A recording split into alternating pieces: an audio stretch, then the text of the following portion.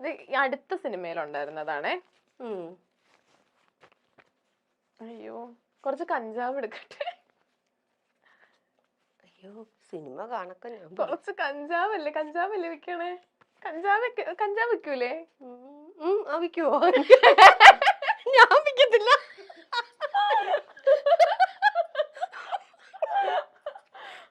നല്ല കഞ്ചാവ് വിൽക്കുന്നുണ്ട്. ഞാൻ ഉദ്ദേശിക്കുന്ന ആള് കഞ്ചാവ് വിൽക്കുന്നുണ്ട്. അതെ, ഞാനത് വിചാരിച്ചു സിനിമയില്. സിനിമയില് കഞ്ചാവ് വിൽക്കുന്ന സണ്ണി വെയിനാണോ? അല്ല, ആ ഒരു സിനിമ എനിക്ക് ഓർമ്മയില്ല. മറ്റേ ആടില് മറ്റേ സുധീകോപ്പയാണ് കഞ്ചാവ് വിൽക്കണല്ലേ. കഞ്ചാവ് സോമൻ അതല്ല. ഞാൻ പറയട്ടെ, ചേച്ചി തോറ്റു. ഞാൻ പറയട്ടെ, അശ്വിൻ ചേട്ടൻ വാഴയില് കഞ്ചാവ് വിൽക്കുന്നില്ലേ? വാഴ ഞാൻ കണ്ടില്ല. ഓക്കെ. എനിക്ക് പിന്നെ ഒരു കാര്യം ഞാൻ അറിഞ്ഞ, ചേച്ചിക്ക് 12 മണിക്കൊരു കോള് വരാറുണ്ട് എന്ന് പറഞ്ഞിട്ടൊരു കാര്യം ഞാൻ അറിഞ്ഞു. 12 മണിക്കൊരു കോൾ? അതിപ്പോഴല്ലോ, എന്റെ ലൈഫല്ലേ. അതന്നെ ഞങ്ങൾക്ക് അറിയേണ്ടത്.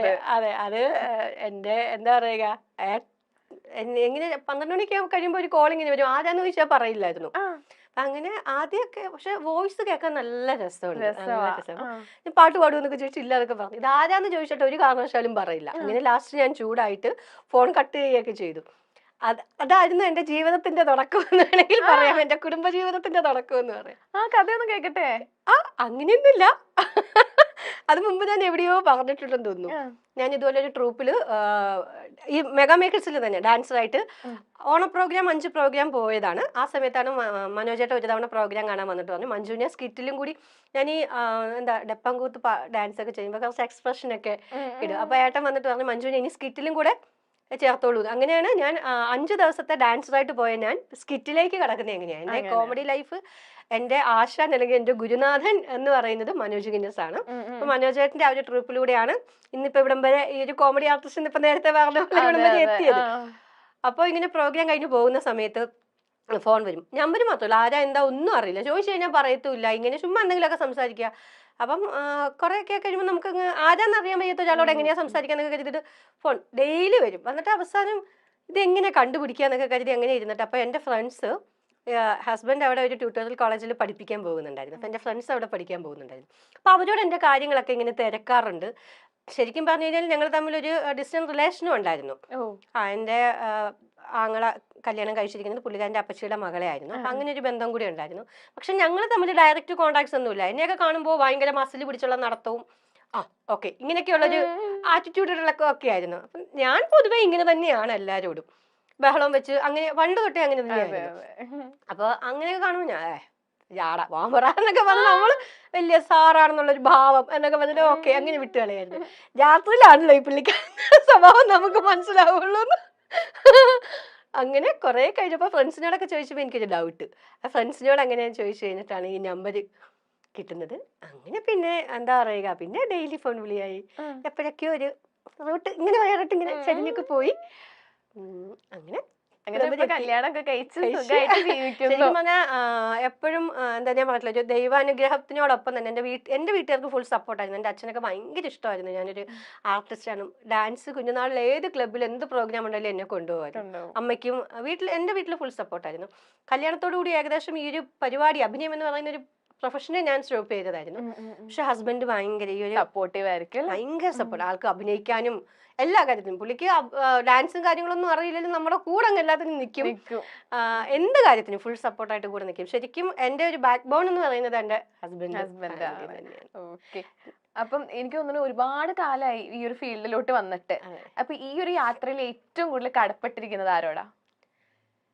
കുടുംബത്തിനോടാണ് ഏറ്റവും കൂടുതൽ. പിന്നെ എനിക്ക് ഒരുപാട് അവസരങ്ങൾ തന്ന എനിക്ക് ഏറ്റവും വേണ്ടപ്പെട്ട ഇപ്പൊ മനോജേട്ടനാണെങ്കിലും അതേപോലെ തന്നെ ബിബിൻ ജോർജൊക്കെയാണ് എനിക്ക് ഇത് രസിക രാജ നമ്പർ 1 എന്ന് പറയുന്ന അത് പുരുഷന്മാരുടെ മാത്രം ഒരു പ്രോഗ്രാം ആയിരുന്നു. അതിലേക്ക് വന്ന ഒരു ആങ്കറിങ് ചെയ്യുന്ന കുട്ടി ഉണ്ടായിരുന്നു. അല്ലാതെ വന്ന ഒരു ലേഡി എന്ന് പറയുന്നത് ഞാൻ മാത്രം. ആങ്കറിങ് ചെയ്യുന്ന ആങ്കർ ഇവിടത്തെ ഞങ്ങളുടെ ആങ്കറാ സൗമ്യ ഉണ്ടായിരുന്നു. രമ്യ ചേച്ചി. ആ രമ്യ അത് കഴിഞ്ഞിട്ട് പിന്നെ ആദ്യം സൗമ്യൊക്കെ ആയിരുന്നു, പിന്നെ പിന്നെ രമ്യ. രമ്യ ചേച്ചി. അത് കഴിഞ്ഞിട്ട് അതെ അതെ അതെ രമ്യ ഞാൻ കാണാറുണ്ട്. ഞങ്ങൾ ഇവിടുത്തെ ആങ്കറാ. അതെ അതെ ഞാൻ ഇന്റർവ്യൂസ് കാണാറുണ്ട്.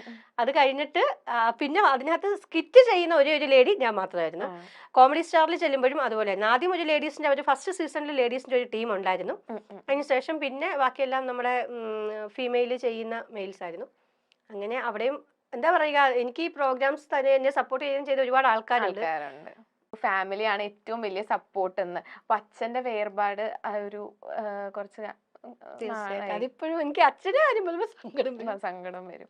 അപ്പം നമ്മള് പേഴ്സണൽ ലൈഫിൽ അത്രയും ഒരു ട്രോമ ഫേസ് ചെയ്തിട്ട് നമുക്ക് പ്രൊഫഷണൽ ലൈഫിലോട്ട് നമുക്ക് ലൈക്ക് ഒന്ന് ഇതാവണമെങ്കിൽ നമുക്ക് ഒരു സ്റ്റിഗ്മ വേണം. നമ്മുടെ ആ ഒരു പേഴ്സണൽ ലൈഫിൽ നമ്മൾ അത്രയും ഒരു ട്രോമ ഫേസ് ചെയ്തിരിക്കുമ്പോൾ നമുക്ക് പ്രൊഫഷണൽ ലൈഫിൽ പിന്നെ തിരിച്ചു വരണമെങ്കിൽ അതെങ്ങനെയാ ആ ഒരു ഇതൊക്കെ ഒന്ന് ഹാൻഡിൽ ചെയ്തത്? എൻ്റെ ചെറുപ്പത്തിലാണ് അച്ഛൻ മരിക്കുന്നത്. ഞാൻ 6ാം ക്ലാസ്സിൽ പഠിക്കുമ്പോൾ. ഞാൻ പറഞ്ഞില്ല, എനിക്ക് എൻ്റെ കലാജീവിതത്തിൻ്റെ ആദ്യത്തെ സ്റ്റെപ്പുകളിലൊക്കെ എന്നെ ഒരുപാട് സപ്പോർട്ട് ചെയ്ത അച്ഛൻ. ഞാൻ എവിടെ ഒരു പ്രോഗ്രാം ഉണ്ടെങ്കിലും എന്നെ കൊണ്ടുപോകുന്നത് ഭയങ്കര ഇഷ്ടമായിരുന്നു എന്നെ. അച്ഛൻ്റെ ഒരു അനുഗ്രഹം എപ്പോഴും കൂടെ ഉണ്ടെന്ന് തന്നെയാണ് എൻ്റെ വിശ്വാസം. അതെ, ഒരുപാട് എത്രയോ ഷോസ് ചെയ്തു. എപ്പോഴും സ്റ്റേജിൽ കയറുന്നതിന് മുമ്പ് അച്ഛനെയും അമ്മയൊക്കെ ഇങ്ങനെ ഓർക്കും. അവരിതെപ്പോഴും കൂടുന്നുണ്ട്. അച്ഛൻ്റെ കാര്യം പെട്ടെന്ന് സങ്കടം വരും അല്ലേ? എന്താന്ന് എനിക്കറിയില്ല.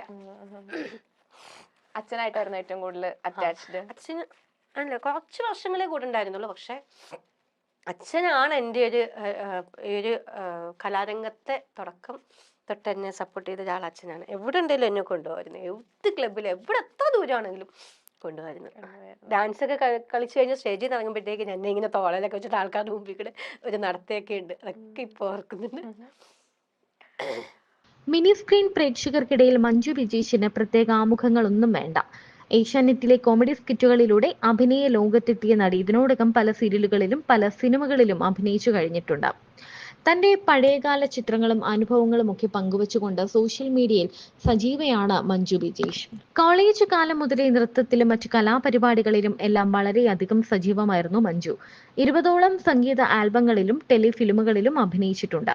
മനോജ് ഗിന്നസിന്റെ ട്രൂപ്പിലെ ഡാൻസറായിട്ടായിരുന്നു തുടക്കം. മനോജിന്റെ ഒരു സ്കിറ്റിലെ അഭിനേത്രി എത്താത്തതിനാൽ പകരക്കാരിയായി മഞ്ജു എത്തി. കോമഡി സ്റ്റാർസിലെ ആ സ്കിറ്റങ്ങ് വൈറലായതിനൊപ്പം മഞ്ജുവും ക്ലിക്കായി.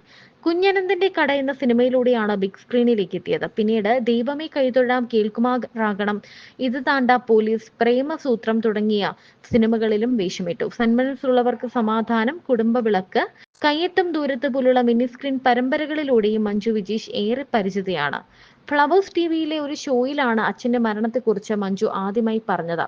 അത് അച്ഛന്റെ ആത്മഹത്യയായിരുന്നു. 6ാം ക്ലാസ്സിൽ പഠിക്കുമ്പോഴായിരുന്നു അത്. അച്ഛന് ബ്രെയിൻ ട്യൂമർ ആയിരുന്നു. ആരെയും അക്കാര്യം അറിയിച്ചില്ല. പോസ്റ്റ്മോർട്ടം റിപ്പോർട്ടിൽ രോഗമുണ്ടായിരുന്നു എന്നറിഞ്ഞപ്പോഴാണ് ആത്മഹത്യയുടെ കാര്യം തങ്ങൾക്ക് മനസ്സിലായതെന്നാണ് മഞ്ജു പറയുന്നത്. മഞ്ജുവിന് ഇപ്പോൾ എല്ലാ പിന്തുണയും നൽകുന്നത് ഭർത്താവ് ബിജീഷ് ആണ്. ഇവർക്കൊരു മകളുമുണ്ട്. ഭർത്താവിനൊപ്പം ചേർന്ന് കൊച്ചിൻ വിസ്മയ എന്ന പേരിൽ ഒരു സമിതിയും ഡാൻസ് ട്രൂപ്പുമൊക്കെ മഞ്ജു വിജീഷ് നടത്തുന്നുണ്ട്. അതിനൊപ്പം സിനിമയും അഭിനയവും ഒക്കെയായി മുന്നോട്ട് പോകുന്നു.